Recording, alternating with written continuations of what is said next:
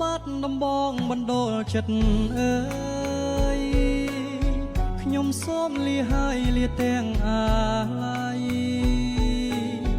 តាំងពីរូបខ្ញុំបានឃ្លាតទៅឆ្ងាយខ្វល់ខ្វាយនឹកស្ដាយពុំមានពេលហើយបាត់ដំបងកងកម្មវាសនាដែលខ្ញុំប្រាថ្នាគ្មានពេលទំនេរបើសិនជាគូខ្ញុំពីបបេសូមឲ្យមានស្នេហ៍នឹកឃើញគ្រាដើមកូនឡងយូរឆ្នាំចាំទេស្ងួនមានតែរូបអូនដែលជាដងហើម